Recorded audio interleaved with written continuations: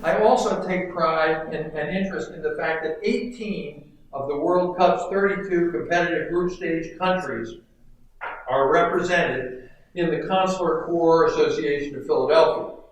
And that, of course, includes our newest member, Tunisia. So let's...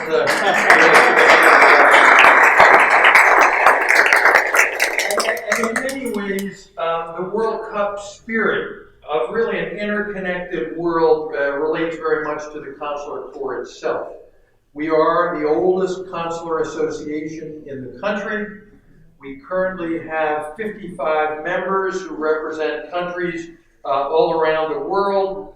We work together closely, really to make each individual member more effective in our individual objectives and missions. And we accomplish this by improving access to local leadership, that is in the business, government, and nonprofits worlds, and in facilitating communication among ourselves so that we can learn and frankly enjoy each other's company. So today's reception is kind of a perfect example of that, and seeing how much you all are enjoying talking to each other and engaging is clear evidence. Tonight's celebration is, of course, made possible by our most distinguished guest, His Excellency Faisal Guiya, Tunisia's ambassador to the United States.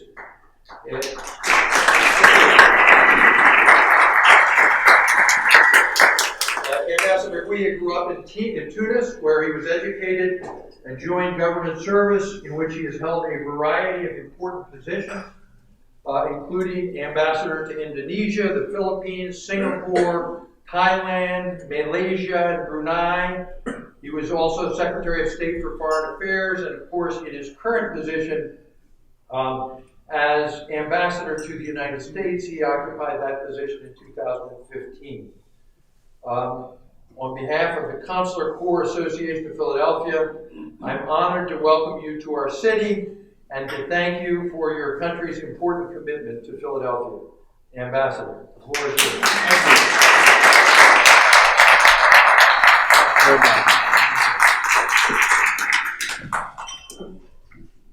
Well, thank you very much, Peter, for this beautiful introduction. Thank you all for being here this afternoon with us. Did you watch the match? It was a beautiful one. I was in the car, and thanks to this miracle, gadget, I was watching the match from all the way long from Washington to here. And we congratulate Croatia. We thank a lot England for a beautiful game they gave us. We congratulate France also. Uruguay, by the way, did very, very well during this World Cup. Tunisia was also qualified, and we played to two of the semi-finals. Teams, Belgium and England. We tied England until the end, and they scored at the 92nd minute. And I can tell you the feeling I had at that time with Belgium. I don't want to talk about it anymore. Beaten, but we won Panama. Is there any guest here from Panama? Okay, we won Panama 2-1. So yes, I love this game, as Peter said, because it's international interaction and international aspect, and it brings all the people together. And I would like to congratulate the US. You will host the World Cup in 2026, 2026, along with Canada and Mexico, and we all gonna watch beautiful matches, in different states, not only in the US, but in Canada and Mexico also. So this is a long introduction about soccer. Let's get back to our duty for today. We are all here to celebrate a great man, a gentleman who has so many connections with Tunisia. He's someone who loves Tunisia. He's someone, even his business was named after Tunisia, Tunis, USA, travel agency. He lived in Tunisia for 6 years. He worked very hard towards bringing Tunisians and Americans together, and especially Philadelphia, because besides his love to Tunisia, Jerry loves so much Philadelphia and the great state of Pennsylvania. Why Jerry Sorkin? Why is not somebody else? It's Jerry Sorkin because Jerry is very, very special to us. He has so many friends in Tunisia. He's been, as I said, working on both countries, Tunisia and the United States, in his own business, traveling, and but also in education. He gave so many lectures here and there, and in so many other countries, including in Washington, in so many think tanks and universities, and always Tunisia was his topic. He worked also to bridge Tunisia and the United States in a beautiful manner. And also Jerry, and I witnessed that when I was state secretary, but also when I was a high official of the Ministry of Foreign Affairs, the beautiful and the good connections he has in Tunis. I can tell you, he has connections from the bottom to the top, or if you like, from the top to the bottom. He knows everybody here the same way he knows everybody here in Philadelphia. He has a lot of respect. He's a hard-working person. His son is here. What is that? Yes? Yes. His son is here. He raised the son. In a very, very beautiful manner, and we are very glad in Tunisia to have Jerry Sorkin representing Tunisia in Philadelphia. Congratulations.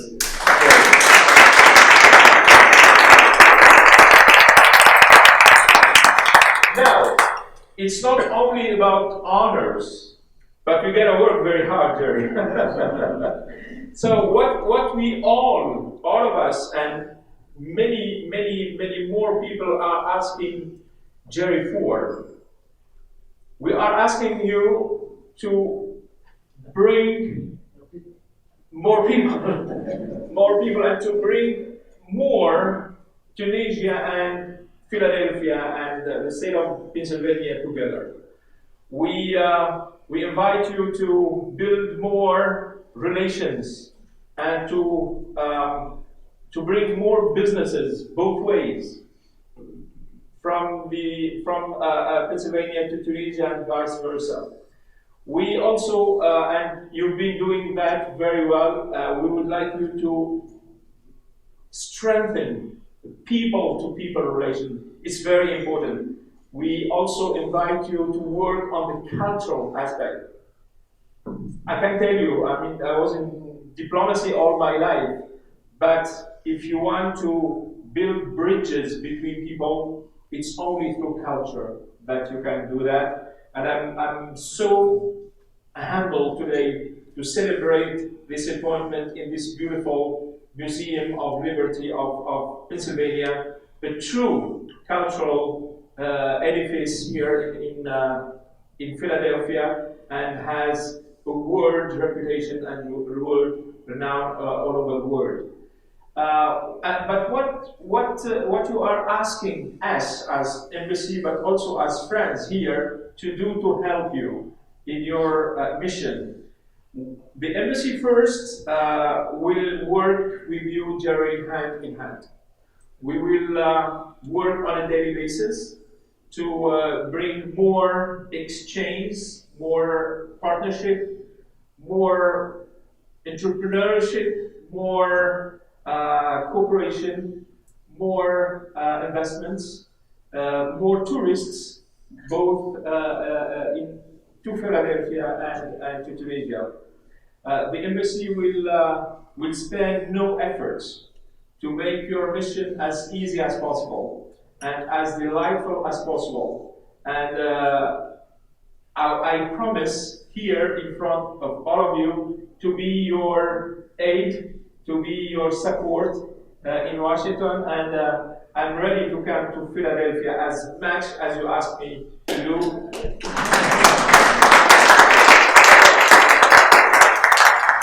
Not only because it's close, but especially because I love Philadelphia. Yeah. What are you asking your friends to do for your mission to be a success? Is asking you all to be also honorary consuls of Tunisia in Philadelphia. You are all ambassadors of Tunisia to Philadelphia. I would like to make this rapprochement, this acquaintance between Tunisia. Tunisia is a relatively small country, far away from here, located in North Africa, but has long-standing relations with the United States. Do you know what? That we've been friends and partners for the last 221 years. The first agreement between Tunisia and the United States was signed in July 1797. It's one of the oldest. It's one of the oldest treaties to be signed by the United States and any foreign country. Do you know that Tunisia and the United States, Tunisia was among the very first countries to recognize the independence of the United States, and vice versa. The United States was among the very first country and the first power in this world to recognize in 1956 Tunisia's independence from France. We wish them, by the way, good luck for the World Cup. They are good. France is our first economic partner, so we are very close. We are very close. History is history. Now we live the present and the future. And Tunisians are very well known to be tolerant, to be open to all nationalities and to all people. Tunisia is very well known to be the land of multicultural exchanges. We've been in the Mediterranean, under the name of Afriqiya, and Tunisia gave its name to all continent, Afriqiya or Africa now, and we are in the crossroads of the east, west, south, and north, and we are a multicultural country, open country. The first destination, tourist destination, is in the southern shore of the Mediterranean. And this year, we expect 8 million tourists to visit Tunisia. If you call now any hotel in Tunisia, they will say, sorry, we are fully booked. Our hotels are fully booked because tourism is back to normal. We gained back tourists from Europe. So many also Russians visit Tunisia.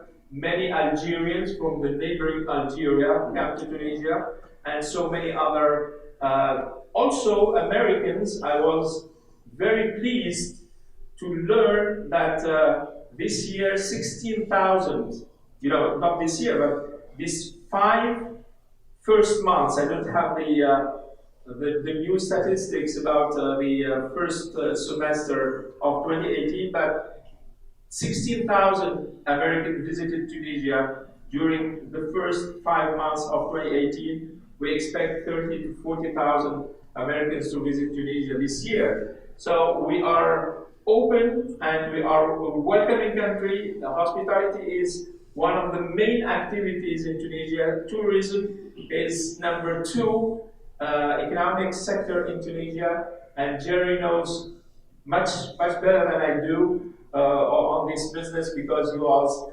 promoting Tunisia in Philadelphia and in the United States for the last 20 or 25 years. So thank you very much, Jerry. Thank you very much all for being here with us today. Congratulations, Jerry, and let's celebrate your appointment. And once again, thank you.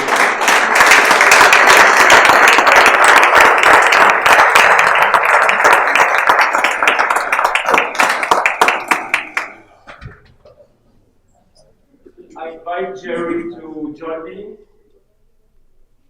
on the podium.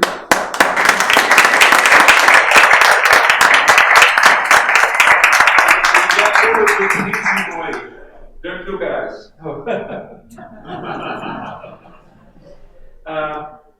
Allow me, ladies and gentlemen, to present to Mr. Jerry Sorkin, the executive from President Beji Caid Sipsi, appointing Mr. Jerry Sorkin as Tunisia's honorary consul in Philadelphia. Please.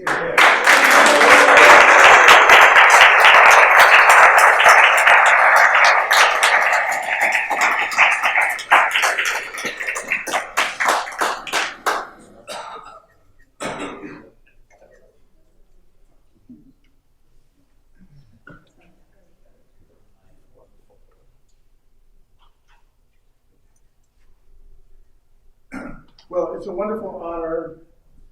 One, I'm touched by all of you who are here today. Really, I'm very touched. I probably bored many people over the years with inner conversations by always segueing into talking about Tunisia. But I have just a passion for it. But before I say, I was told I had about 35 minutes to talk. But before I do, since Ambassador Guia is here, and I have to say, we've probably known each other 20 years. I'm impressed. I've gained some weight and lost some hair, but he looks like I remember him. Just so that Ambassador Guia can anyone who's been to Tunisia raise their hand? Wow. So this is why Philadelphia has needed this. And first, let me thank Peter Longstreth, because when I first started having these conversations with Ambassador Guia and his predecessors, I said, there's 35 countries represented in Philadelphia. And in the last few months, as I've come to know Peter and get to know some of the members here, I see under Peter's tutelage, we're up to, this is the 55th country in Philadelphia. So I think everyone in this room has interest in international things. And it's really a sense of pride we can have about Philadelphia. I think we now have 55 countries represented here, and it's a great honor for me to make Tunisia one of them. And I thank Ambassador Guia because he was one of the people who finally said, yes, let's make this happen. And it doesn't happen easily, so I thank you for that. We are going to draft you to come up here quite often. We're going to draft for many things that happen in Philadelphia and other parts of Pennsylvania, because I've always been preaching that the Tunisia that I came to first know in 1983 is so different from other places in the Middle East and North Africa. And unfortunately in America, many people use the same brushstroke to look at the region.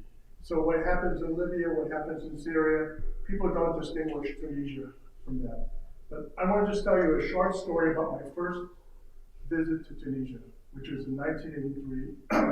I decided to, some of you know that I've had a long background trying to bring some dialogue, so to speak, now taken by Jared Kushner, who I'm sure has great ideas.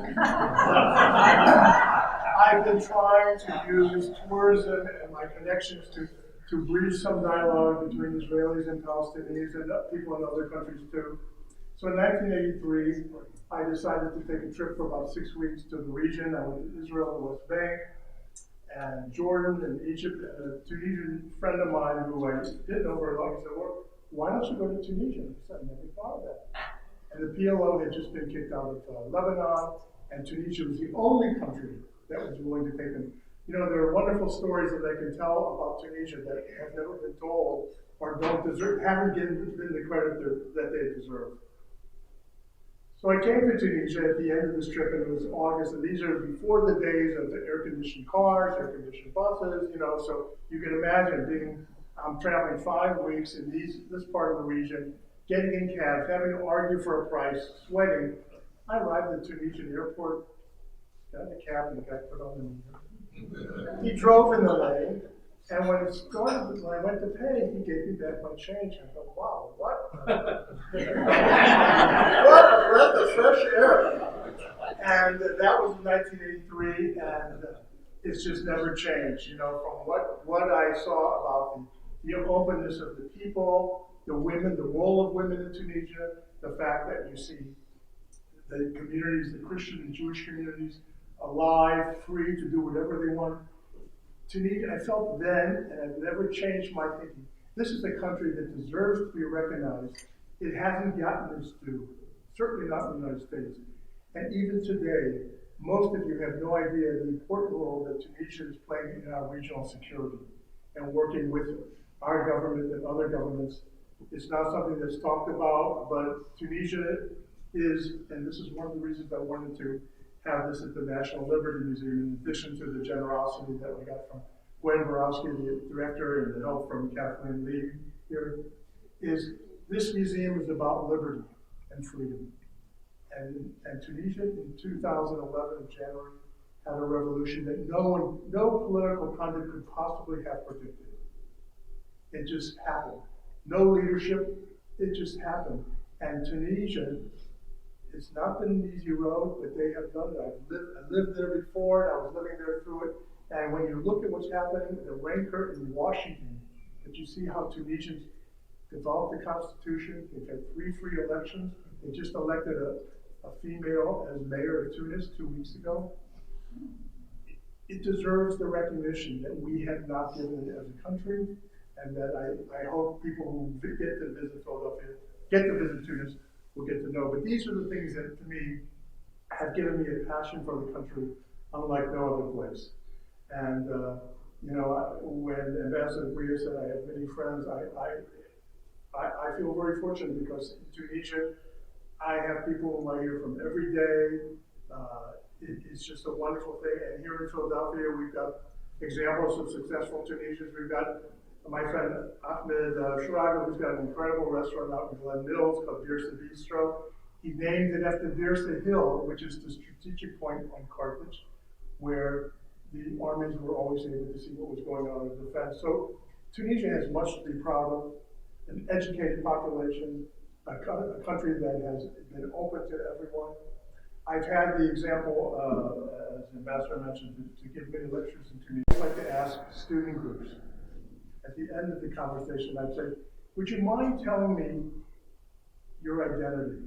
If you had 3 choices, and there's never been an exception, do you call yourself Arab, do you call yourself a Muslim, or do you call yourself Tunisian? There's never an exception. It's 100% Tunisian.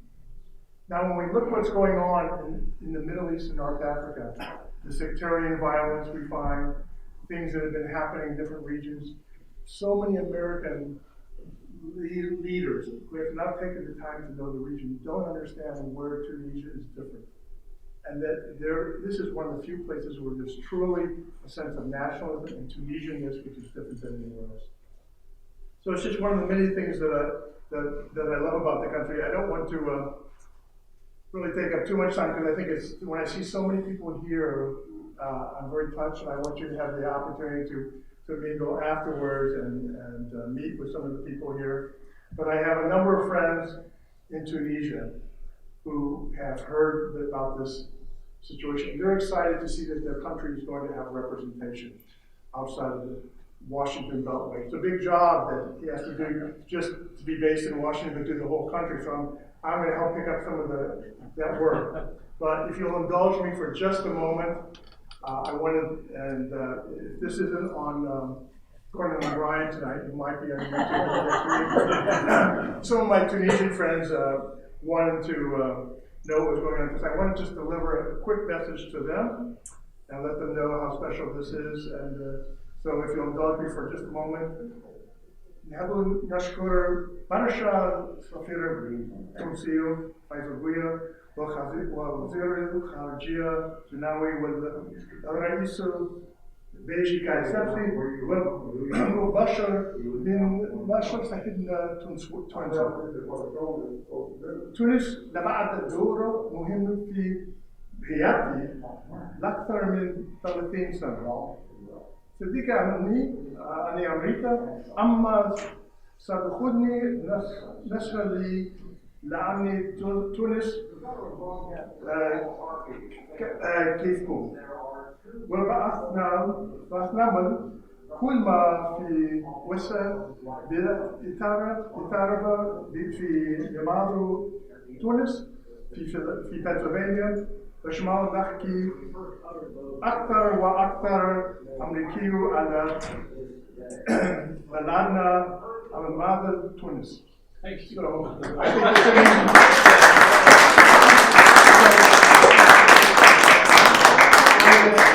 think end on that note and say it's a great honor for me to have this position. I turned off my cell phone. I was hesitant to do that because I was hoping to hear from the mayor. I put in a proposal as my first event, my first act, to see if we can take the Philadelphia schools and change their eating habits. Instead of butter and ketchup, we have Tunisian olive oil and harissa.